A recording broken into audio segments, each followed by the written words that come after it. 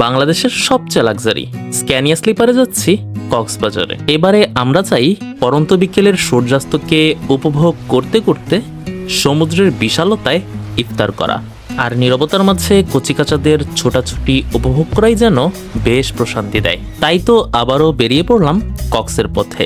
আজকে আমার বাস হিসেবে থাকছে শ্যামলী এনা ট্রাভেলসের স্ক্যানিয়া স্লিপার বাস। বাসে সাহরি সারি চট্টগ্রামে আর ভোরের আলোয় কক্সবাজারের প্রবেশদ্বার আমাকে বরাবরই মুগ্ধ করে। চলুন একসাথে সমুদ্রের পাশে ইফতার করতে ইট পাথরের নগরী ঢাকা থেকে নীল জলরাশি রাজ্য কক্সবাজার যাই।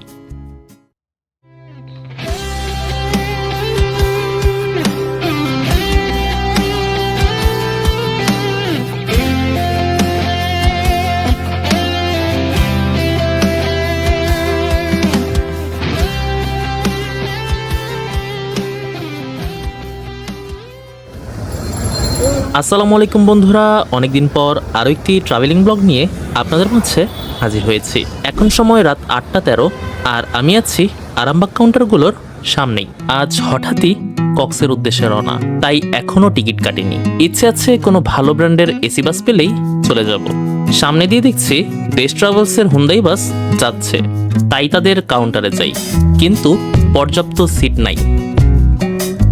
এর মধ্যে পুরো আরামবাগ খুঁজে ভালো কোনো বাস পাইনি, তাই নন এসি বাস পাওয়ার আশায় এসেছি ফকিরাপুল, কিন্তু এখানেও ফেইল্ড।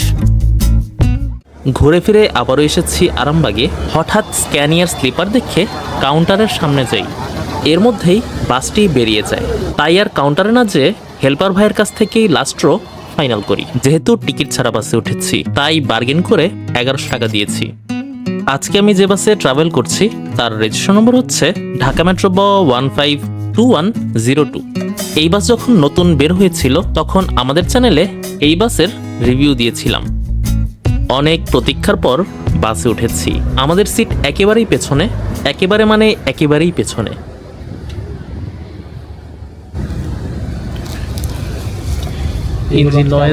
এই মুহূর্তে রাত 11:11, আমরা অলরেডি বাসে উঠে গেছি। এখন হচ্ছে আমরা আরামবাগ পার হচ্ছি, আর আমাদের ধ্রুব ভাই টিকিট ম্যানেজ করে দিয়েছে তোকে। আমরা কিন্তু আজকে পোকে যাচ্ছি। গুগল ম্যাপের তথ্য মতে ঢাকা থেকে কক্সবাজারের দূরত্ব 384 কিলোমিটার, আর পৌঁছাতে টাইম লাগতে পারে 7 ঘন্টা 18 মিনিট। একটা ইন্টারেস্টিং জিনিস হচ্ছে আজকেও এই বাসে কোনো গাইড যাচ্ছে না, অর্থাৎ ড্রাইভার আর হেল্পার সাহেবই আজকের ট্রিপ পরিচালনা করবেন। ভাই আপাতত খুবই টায়ার্ড, সিটে কিছুক্ষণ ঘুমাতে চাই।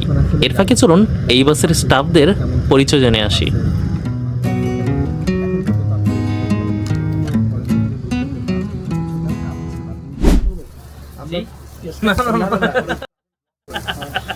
আমার নাম প্রায় 32-33 সাল, শ্যামলীতে প্রায় 20 বছর। আমার নাম তুষার, আছি 20 বছর। 20 বছর ধরে পরিবহন সেক্টরে প্রায় 2 যুগ পার হয়ে গেছে। তাদের পরিচয় শুনে যা মনে হলো তারা অনেক এক্সপিরিয়েন্সড।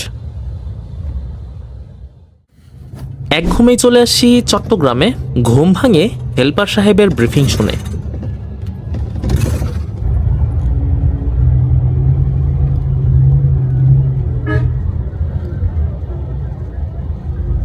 আমাদের হোটেল ব্রেক কুটুমবাড়ি রেস্টুরেন্টে দিলেও আমরা কিছুটা সামনে যেয়ে হোটেল রাজমহলে সাহারি করি।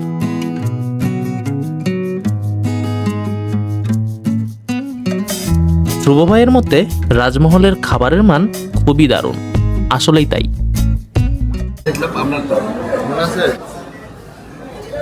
সাহারি শেষ করে যাচ্ছি বাসের দিকে। বলে রাখা ভালো, ড্রাইভার সাহেব হান্নান মামার ট্রান্সপোর্টে অভিজ্ঞতা কিন্তু 32 বছরেরও বেশি। সময় এখন শেষ রাত 4:47। আমাদের বাস প্রথম হোটেল ব্রেক শেষ করে ছাড়ছে। বাস চলতেই বাংলাদেশের proper luxury business class bus service দেয়া বাস অপারেটর সোহাগ এলিটের স্ক্যানিয়ার দেখা পাই।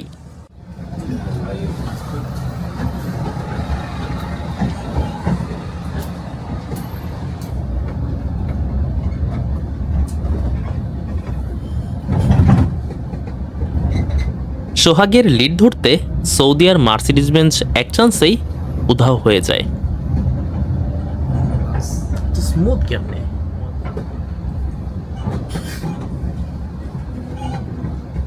এর মধ্যেই প্রবেশ করি চট্টগ্রাম সিটিতে। আমাদের বাসের ড্রাইভার সাহেব নাম না জানা কোনো এক ফ্লাইওভারে উঠছেন। এটা কোন ফ্লাইওভার আপনাদের মধ্যে কেউ জেনে থাকলে কমেন্টের মাধ্যমে জানাতে পারেন।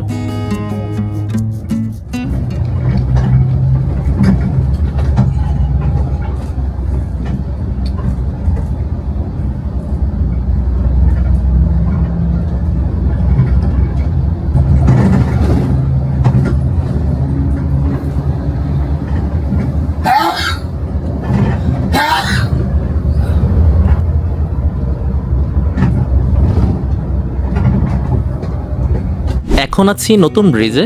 এখানে ড্রাইভার সাহেব হান্নান মামা এভারেজ 40 স্পিডে চালাচ্ছেন। ব্রিজ পার করে এসেছি চট্টগ্রাম কক্সবাজার হাইওয়েতে। এখানে বেশ ভালোই কুয়াশা দেখছি।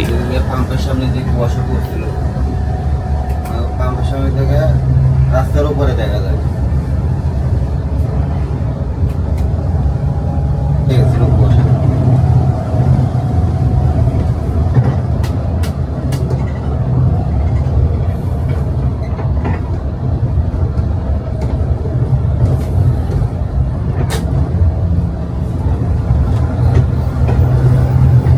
এর মধ্যেই ভোরের আলো দেখা দিচ্ছে, চারিপাশে নীরবতা, আর সকল ক্লান্তি ভেঙে আমরা ছুটছি আপন মনে।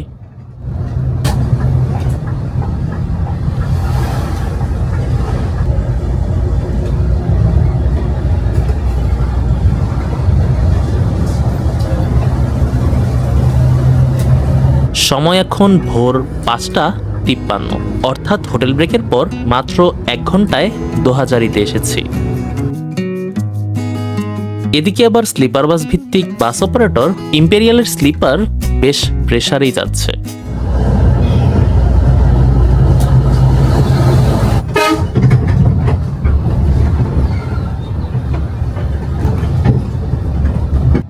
আমাদের ড্রাইভার সাহেবও তার পিছু পিছু কখনো 70 আবার কখনো 90+ স্পিডে যাচ্ছেন। আমাদের বাস যেতে থাকুক, এর ফাঁকে চলুন শ্যামলী এনা ট্রাভেলসের কিছু ইনফরমেশন জেনে আসি।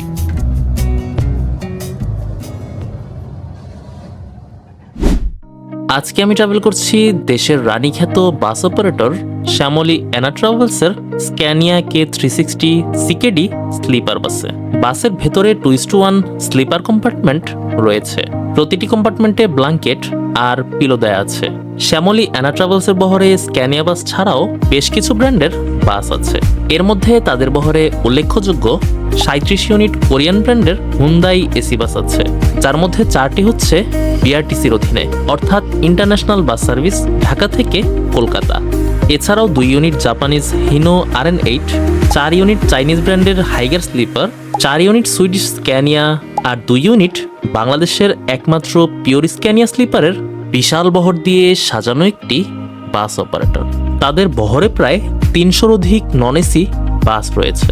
তারা এসি ও নন এসি বাসের মাধ্যমে ঢাকা কলকাতা সহ দেশের বিভিন্ন রুটে যাত্রী সেবা প্রদান করছে। শুভকামনা রইল শ্যামলী এনা ট্রাভেলসের জন্য। অনেকক্ষণ ইম্পেরিয়ালের পেছনেই ছিলাম, এক পর্যায়ে সামনে চলে যাই। এখান থেকে কক্সবাজারের দূরত্ব 83 কিলোমিটার। সারা রাতের ক্লান্ততায় হেল্পার সাহেবের ঝিমুনি ভাব, এক পর্যায়ে 2 চোখ লেগেই যায়। অন্যদিকে ড্রাইভার সাহেবও হাজারো ক্লান্ততায়ও তিনি ছুটছেন হার না মানা পাগলা ঘোড়ার মতো। যদিও ভয়ও পাচ্ছিলাম যদি তারও ঝিমুনি আসে, তেমন কিছুই ঘটেনি। আঁকাবাঁকা পাহাড়ি রাস্তাকে বেশ উপভোগ করছি। আসলে দেশ দেখতে হাইওয়ে দেখা জরুরি, নইলে অনেক কিছুই মিস হয়ে যায়। হঠাৎ পাশ দিয়ে ইশাই করে এগিয়ে যায় গ্রিন সেন্ট মার্টিনের স্লিপার বাস, আর আমাদেরকে ওভারটেক করেই চোখে মিলিয়ে যায়। এরপর অবশ্য কক্সকে স্বাগত জানাতে জানাতেই তার আগে চলে যাই।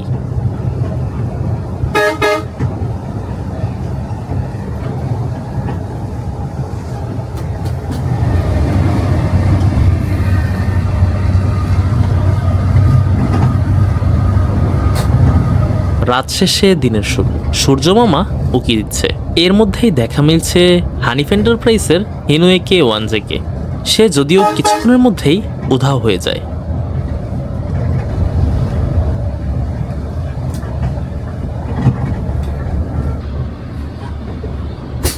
একেবারেই ফাঁকা হাইওয়েতে। খানিকটা হালকা হতে পার্সোনাল ব্রেক দেন ড্রাইভার সাহেব।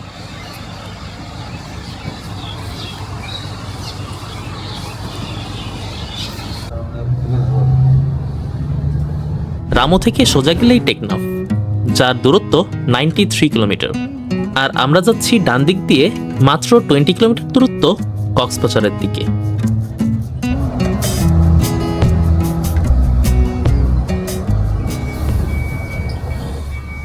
এদিকে ট্রেনের অপেক্ষায় বসে আছি।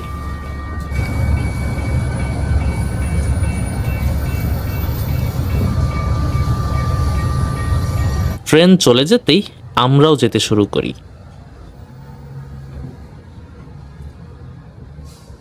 ড্রাইভার সাহেব তার সারা রাতের টায়ার্ডনেসের শেষ প্রহরে।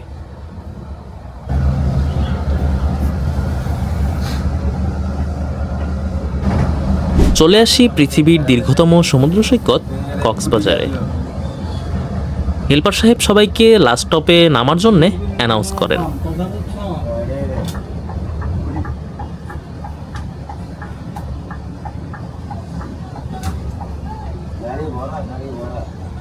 আমিও আমার ব্যাগ গুছিয়ে বাসের স্টাফদের কাছ থেকে বিদায় নিয়ে বাস থেকে নেমে যাই।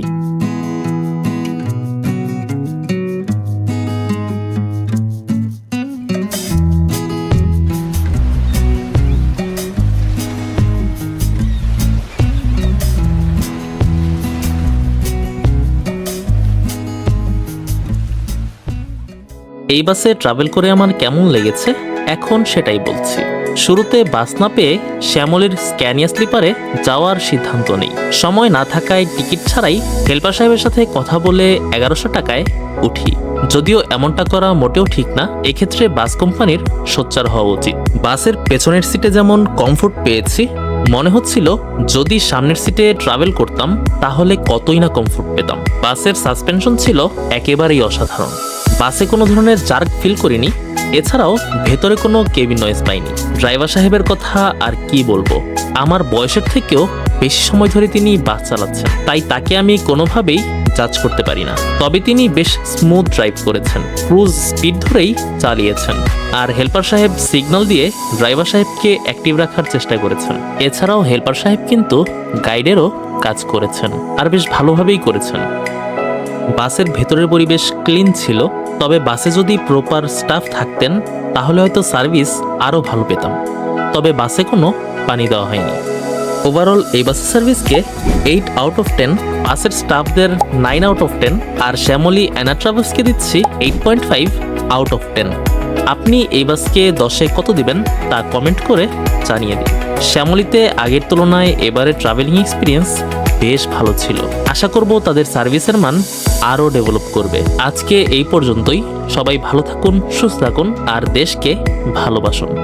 আল্লাহ হাফেজ।